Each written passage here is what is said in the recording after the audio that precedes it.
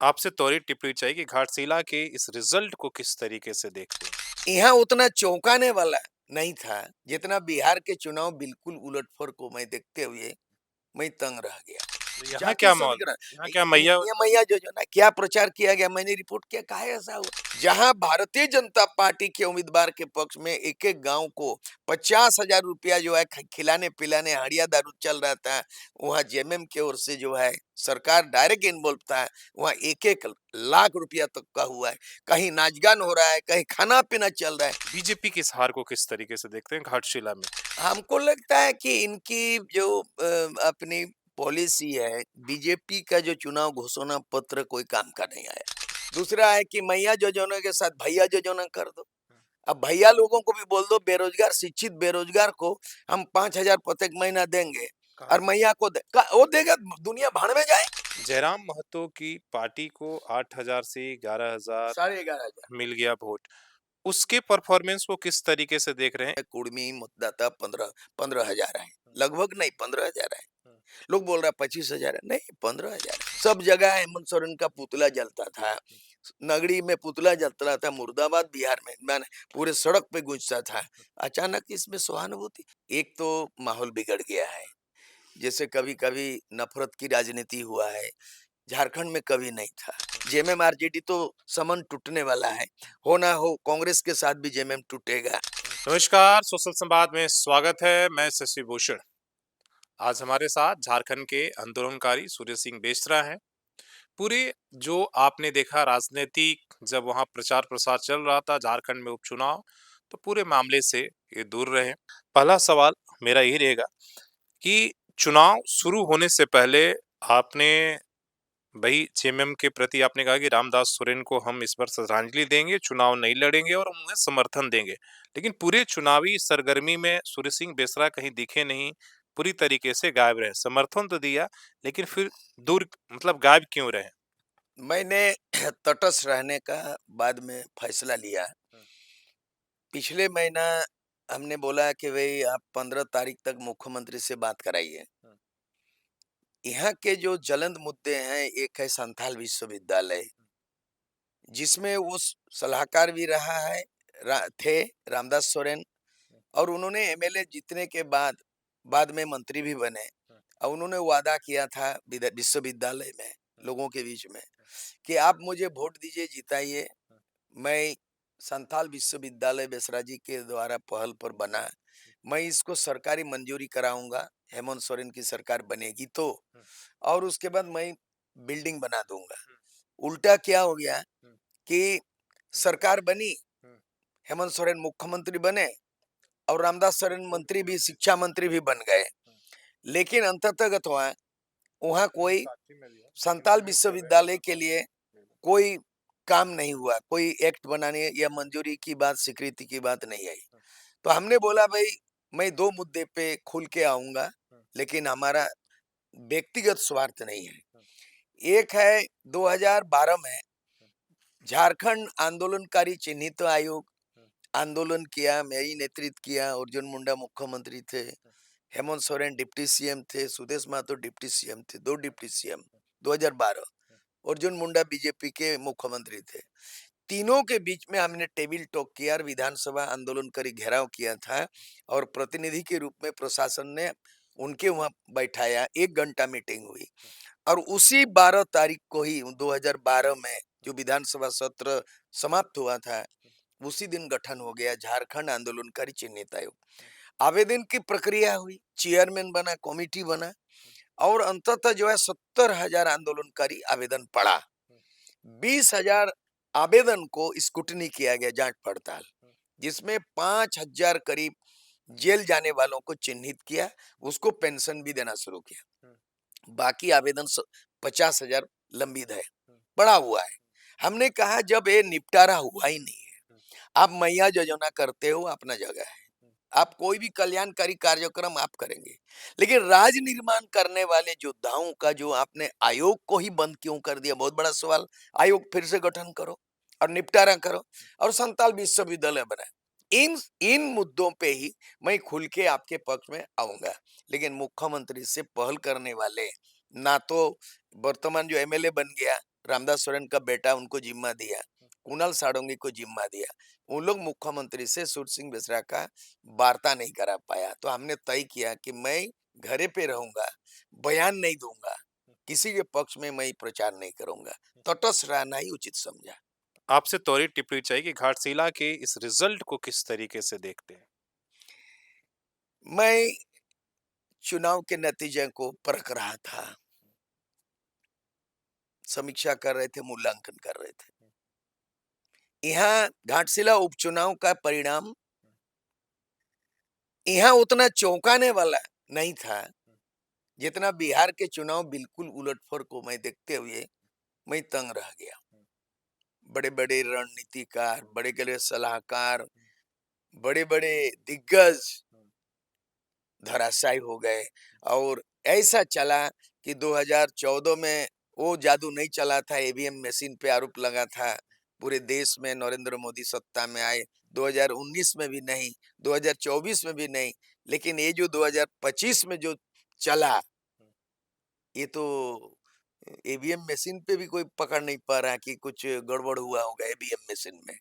लेकिन मामला क्या हो गया? तो मैंने वहाँ देखा कि ये जो फिर 10,000 रुपया मामला तो नहीं है, 1,500 महिलाओं को 1,50,000 1,50,000 महिलाओं को 10-10 हजार रुपया अनुदान स्वरूप उसमें चुनाव के नोटिफिकेशन के बाद, हालांकि नियम ये है कि जब आचार संहिता तभी लागू होता है जब अधिसूचना जारी होती है। इलेक्शन नोटिफिकेशन के बाद कोई भी प्रलोभन, कोई भी ऐसी चीज, लोग लुभावन आप नहीं कर सकते हैं, आचार संहिता के दायरे में आता है। लेकिन ये बड़ा सवाल खड़ा होता है भारतीय निर्वाचन आयोग के पक्ष में भी, उस पर भी आरोप लगता है कि अधिसूचना आप जारी करते हो और नीतीश कुमार सरकार ने वो भी घोषणा जारी करता है कि 10-10 लाख रुपया जो 10,000 रुपया जो प्रति व्यक्ति 1.5 लाख लोगों को वो पैसा अब अनुदान में जाएगा। तो चुनाव के इन मौका में वो तो प्लस पॉइंट हो गया, तो आप वोट खरीदने के लिए काम किया।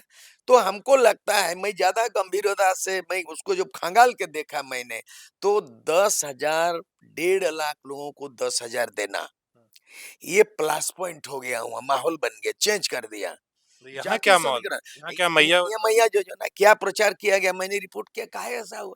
नहीं, कहा गया झारखंड मुक्ति मोर्चा के उम्मीदवार के पक्ष में जो प्रचार प्रसार हुआ, ये कहा गया गांव में जाकर के कि आपका अगर वोट नहीं दीजिएगा, कैंडिडेट नहीं जीतेगा जेएमएम, तो आपका 2500 रुपया आपका बंद हो जाएगा। तो बड़ा मुश्किल है, कौन आदमी लॉस चाहेगा भाई, जब वोट तो देना ही है। तो उनको डराया गया और उसे डर के मारे, प्रलोभन तो है 2500, और दूसरा ये लेकिन बंद हो जाएगा, ये बंद हो जाएगा। ये उसके अलावा गांव-गांव में कंपटीशन चला, जहां भारतीय जनता पार्टी के उम्मीदवार के पक्ष में एक-एक गांव को 50,000 रुपया जो है खिलाने पिलाने हड़िया दारू चल रहा था, वहां जेएमएम की ओर से जो है सरकार डायरेक्ट इन्वॉल्व था, वहां 1-1 लाख रुपया तक का हुआ है। कहीं नाच-गान हो रहा है, कहीं खाना-पीना चल रहा है। यहाँ पैसा का गेम हुआ, यहाँ मुद्दों के आधार पर जेएमएम नहीं जीता है, मुद्रा के आधार पर जीता है। तो बिहार में भी मुद्दा मुद्दा गौण था, बिहार में भी मुद्दा गौण था और घाटशिला उपचुनाव में भी मुद्दा का कहीं जिक्र नहीं, उपलब्धि की बातें नहीं है, केवल मैया जोजोना मिलेगा, मैया जोजोना मिलेगा और बस। यहाँ रोने धोने से कोई मामला नहीं था। अगर रोने का काम आता है तो चाची भी रोई और चाचा भी तो रोया। अगर यहाँ सहानुभूति की बात होगी, किसको बैल बोल दिया, किसको भेड़ बकरी बोल दिया, यह किसको जो है आत्मसम्मान में ठेस पहुंचा, उनको भी रुला दिया, कुल मिला करके वर्तमान जो बिहार में चुनाव हुआ, या उपचुनाव, लोकतंत्र हार गए, लोकतंत्र हार गए। नोट की राजनीति, वोट की राजनीति में नोट जीत गए, लोकतंत्र हार गए। मेरा सवाल है कि बीजेपी की इस हार को किस तरीके से देखते हैं घाटशिला में? हमको लगता है कि इनकी जो अपनी पॉलिसी है, बीजेपी का जो चुनाव घोषणा पत्र कोई काम का नहीं आया, क्योंकि भारतीय जनता पार्टी का राष्ट्रीय स्तर में जो पिछले बार 2024 में लोकसभा की चुनाव हुई और 2024 में उसके बाद विधानसभा में हुई और करारी हार हुई। आप बताइए, 28 एमएलए रिजर्व सीट है झारखंड में, उसमें चंपा सोरेन एक जीता रिजर्व सीट से, 27 गो में कहीं बीजेपी नहीं जीता, सब जेएमएम गठबंधन कांग्रेस जीत गया। मतलब आदिवासी आदिवासी उसके प्रति बिल्कुल छूट चुका है, अलग हो चुका है। क्या वजह क्या है? नहीं, दूसरा बात है, मुद्दा नहीं है आदिवासी मुद्दा। हुँ, दूसरी बात है कि झारखंड में 14 लोकसभा सीट है, हुँ, 5 गो रिज़र्व रिजर्व सीट है। सब। एक में भी नहीं जीता लोकसभा हुँ, बीजेपी। मतलब 5 रिजर्व सीट में बीजेपी एक भी नहीं हासिल करना। 28 में से केवल चंपाई सोरेन जीत गया अपने बदौलत, अपने प्रभावशाली व्यक्तित्व के चलते। अपने क्षेत्र में प्रभाव है हुँ, शुरू से सरायकेला, वो जीत गए। बाकी अगर उसका आकलन किया जाए कि चुनावी घोषणा पत्र आदिवासी मूलवासी का नहीं है, स्थानीय नीति नहीं है, आरक्षण नीति नहीं है, पेशा कानून नहीं है, सीएनटी एक्ट नहीं है, भाषा नीति नहीं है, तो कहीं भी भारतीय जनता पार्टी दिल जीतने की बात है। दूसरी बात है कि अगर ये 2,500 रुपया दे रहे हैं हुँ, और नीतीश कुमार 10,000 रुपया दे रहे हैं, हुँ, तो हमको लगता है 2,500 से अगर कंपटीशन में आना पड़ेगा, तो हम तो बोलेंगे कि आगे बात कोई घोषणा पत्र चुनावी मुद्दा नहीं करके सीधे मैया जो ना 2,500 का उसको डबल कर दे कि प्रति व्यक्ति मैया को वो दे देंगे 5,000 रुपया, तो डिफीट होगा जेएमएम। हुँ, दूसरा है कि मैया योजना के साथ भैया योजना कर दो। हुँ, अब भैया लोगों को भी बोल दो, बेरोजगार शिक्षित बेरोजगार को हम 5,000 प्रत्येक महीना देंगे। कहाँ और से? मैया को वो देगा, दुनिया भाड़ में जाए। हुँ, यहाँ तो 13 लाख हजार करोड़ यहाँ पर बजट है एक साल का। हुँ, 13 लाख हजार करोड़। हुँ, उसके बाद है अभी जो है ना करीबन 14 लाख हजार करोड़ ऋण में डूबा हुआ है। हुँ, प्रत्येक व्यक्ति झारखंड में, इसको मालूम है, वोटर को मालूम है, मैं मालूम है, मुझे मैं आंकड़ा हूँ। प्रत्येक व्यक्ति 26,000 रुपया ऋण है। आप भी हैं, हम भी हैं। टोटल पॉपुलेशन में जो जन्म लिया आज का नवजात शिशु, उस पे भी कर्ज 26,000 रुपया कर्ज। Per capita income, per capita income हुँ, यहाँ पर 950 रुपया है प्रत्येक महीना, हुँ, पर कैपिटा। तो इनकम है एक महीना में प्रति व्यक्ति 950 रुपये प्रति व्यक्ति, काम करे ना करे, पर कैपिटा इनकम जो उसका जो डाटा बनता है, उसका जो आंकड़ा बनता है, उसी तरह प्रति व्यक्ति जो ऋण में डूबा हुआ है। ये अभी मैया योजना में 51 लाख महिलाओं को मैया योजना दे रहा है, प्रति मैया को 2,500 रुपया। उसमें लमसम एक साल में 13,000 करोड़ रुपया का खर्चा हो रहा है। और टाटा तमाम कल्याणकारी स्टाइपेंड बंद कर दिया। एसटी एससी ओबीसी को स्टाइपेंड छात्रवृत्ति नहीं दे रहे हैं। ट्राइबल सब प्लान का पैसा को इधर कर दिया। वृद्धा पेंशन बंद कर दिया। तमाम जो है ना मेडिकल देख नहीं रहा है, एजुकेशन देख रहे हैं, उसका फोकस पॉइंट हेमंत सोरेन का मैया योजना पर। तो हमको लगता है आने वाला दिन में इसको, तो जिससे वोट मिलेगा हर सरकार वही कर रही है, वही तो वही हथकंडा कर है ना। वही हथकंडा अपनाएगी। बिल्कुल। बिहार में भी बिहार में भी वही बिहार हुआ, में भी मध्य प्रदेश घोषणाओं में वही का है, महाराष्ट्र में वही है, सब दिल्ली में जगह वही से। हुआ। तो आने वाला दिन में मतलब यहाँ पर निर्वाचन आयोग का बहुत बड़ा चैलेंज है। आज के दिन में मैं टीएन सेशन मैं याद करता हूँ, किताब उताब लिखते रहता हूँ ना।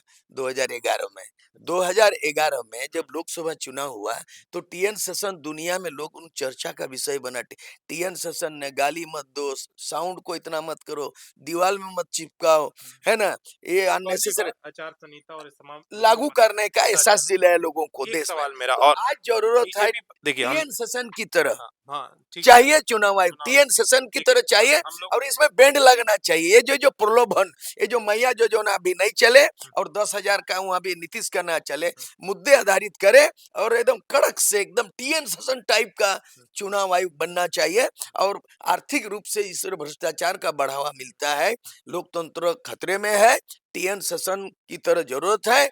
और बिल्कुल इस मामले में फेलियर है, चुनाव आयोग फेलियर है। मेरा सवाल है कि देखिए यहाँ हम लोगों ने बीजेपी की हार की आपने बात की या हम लोगों ने जेएमएम की जीत के बारे में भी आपने फैक्टर जयराम महतो की पार्टी को 8,000 से 11,000 11,500। मिल गया वोट।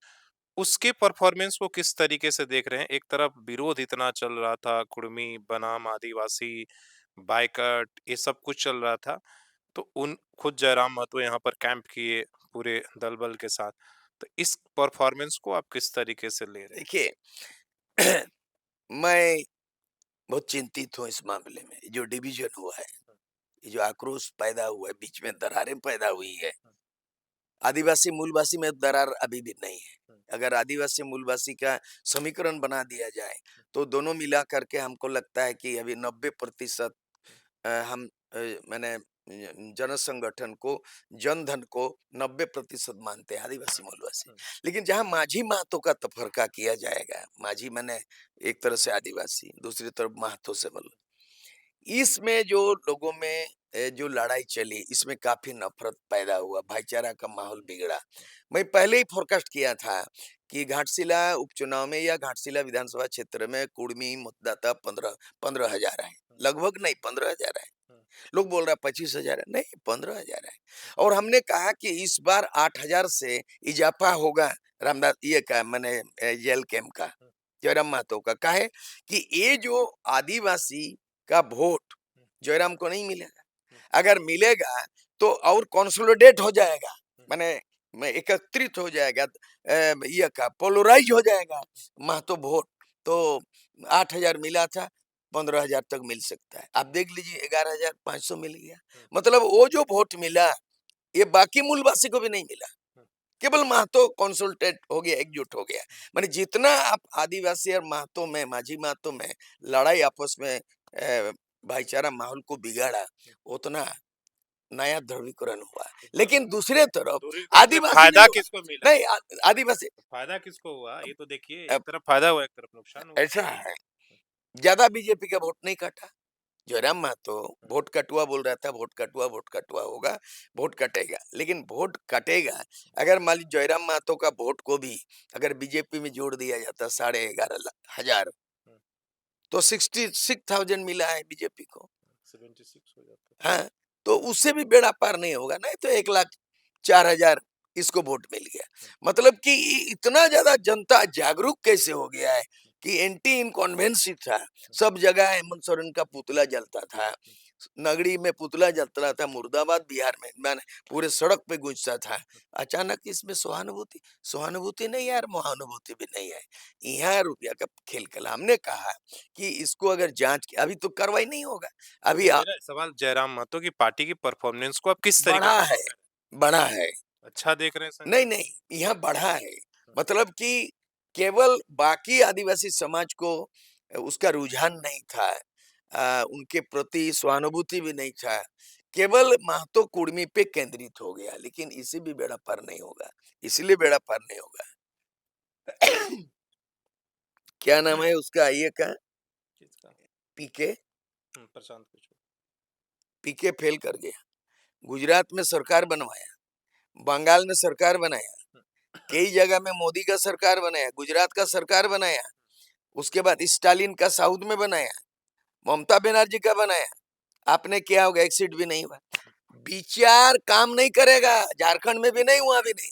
बड़ा सोच में अभी तो हम। मेरा सवाल ये है कि जयराम महतो अगर के पक्ष में पूरे कुर्मी वोट अगर गोलबंद हो गया, हम्म, तो यहाँ सुदेश महतो भी थे, विदुर बरण भी थे, तमाम वो लोग, हम्म, तो क्या वो लोग वोट ट्रांसफर नहीं करा नहीं पाए? हुआ, नहीं हुआ।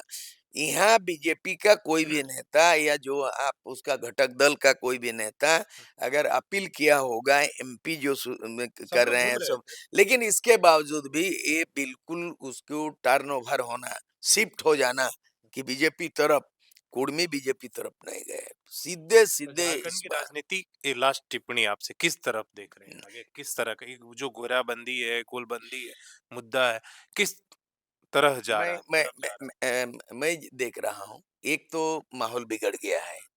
जैसे कभी कभी नफरत की राजनीति हुआ है, झारखंड में कभी नहीं था। है? हुँ, कभी हिंदू मुस्लिम में लोगों में भेदभाव पैदा करता है, कभी डिलिस्टिंग का बात होता है, कभी माझी महतो भाई में नफरत पैदा करता है। ये तो माहौल बिगड़ा है। इसके बावजूद भी हमको लगता है, जैसे बाप पार्टी, हुँ, ये राजस्थान का एक रजिस्टर्ड पार्टी है जिसका एक एमपी है, 4-5 गो एमएलए भी है, और वो इस बार पूरे दमखम के साथ उतरा हुँ, यहाँ पर हुँ, घाटशिला उपचुनाव में। हुँ, भारत आदिवासी पार्टी, हुँ, उसको भी करीब करीब 1,000 वोट मिला। हुँ, तो हम चाह रहे थे कि अगर ज्यादा 5,000 भी वोट काटते हुँ, तो फायदा बीजेपी के होता, हुँ, जेएमएम का कटौती होता। हुँ, लेकिन 5,000 भी नहीं काटा, वो काटा भी 1,000 काटा, हुँ, और जेएमएम का ही वोट है, बीजेपी वो भारत आदिवासी पार्टी नाम से मूलवासी भी वोट नहीं मिलेगा।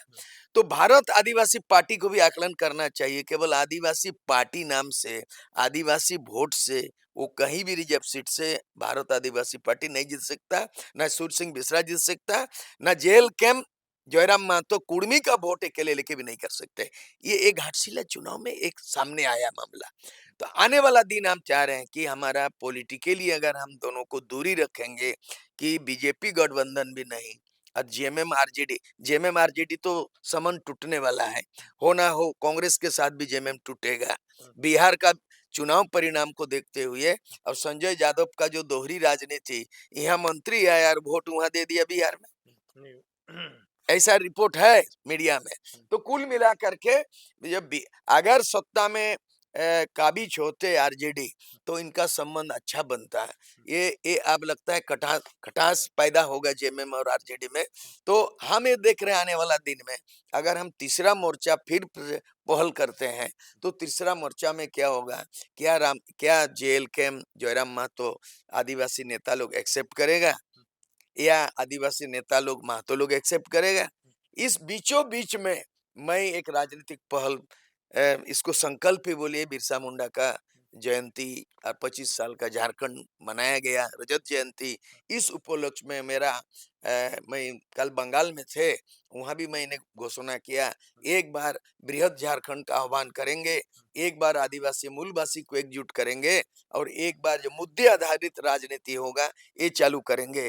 तो हम चाहेंगे कि जयराम महतो की पार्टी, जेएल कैम, प्रेम साहे मुंडा की पार्टी, भारत आदिवासी पार्टी, एक आदिवासी पार्टी, एक महतो मतलब पार्टी, सबको एक मंच पर लाएँ। सबको एक मंच में लाने का। क्योंकि ये तमाम फोर्स जो हमने देखा है, जो सड़क पे लड़ रहा है, नगरी के पे लड़ रहा है, मारंगबुरु पारसनाथ के लिए लड़ रहा है, लुगुबुरु घंटा के बाड़ी के लिए लड़ रहा है, जमीन घोटाला के खिलाफ लड़ रहे हैं, स्थानीय नीति के लिए लड़ रहे हैं, पेशा कानून के लिए लड़ रहे हैं। इन तमाम फोर्स को अगर हम एकजुट करें और ये भाईचारा फिर से कायम करें तो हमको लगता है 2029 में काफी बदलाव आएगा।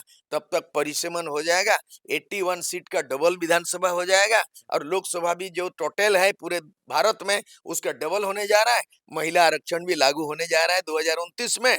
घाटशिला जहां रिजर्व सीट है वह जनरल हो जाएगा, जुगसलाई जहां शेड्यूल कास्ट है वह जनरल हो जाएगा, बहरागुड़ा एसटी हो जाएगा। तो तमाम परिदृश्य 2029 को देख रहा हूँ, एक बहुत बड़ी चुनौती है, बदलाव देख रहा हूँ। इसलिए 2029 के मद्देनजर तीसरा विकल्प क्या होगा, सूर्य सिंह बेसरा अभी से, आज से हम पहल करेंगे और घोषणा करते हैं कि तीसरा विकल्प बनाएं और बेहतरीन भाईचारा कायम करें। आपस में जो भाईचारा बिगड़ गया, अगर झारखंड को बचाना चाहते हैं तो आज आदिवासी मूलवासी का एकीकरण, फिर से वही खतियानी मुद्दा, फिर से वही स्थानीय मुद्दा, फिर से वही जो है ना पेशा कानून लागू करो, सीएनटी एक्ट, जल जंगल जमीन, वही मुद्दा पे आना पड़ेगा और फिर एक समीकरण बनाना पड़ेगा। चलिए, धन्यवाद। बातचीत करने के लिए इन तमाम मुद्दों पर आप घाटशिला चुनाव हो या झारखंड की राजनीति को इस बदलते परिदृश्य में किस तरीके से देखते हैं और कौन सा ऐसा मुद्दा था जिससे जेएमएम को इतना जो है वोट यहाँ पर बढ़ा और इतनी बड़ी मार्जिन और बीजेपी के लिए क्या कारण था, आप भी बता सकते हैं। जयराम महतो की पार्टी का फायदा है या नुकसान, आप इस उपचुनाव को झारखंड की राजनीति के हिसाब से किस तरीके से देखते हैं, कमेंट करके जरूर बताइए। अपने सहयोगी सरवण के साथ शशि भूषण, सोशल संवाद न्यूज झारखंड।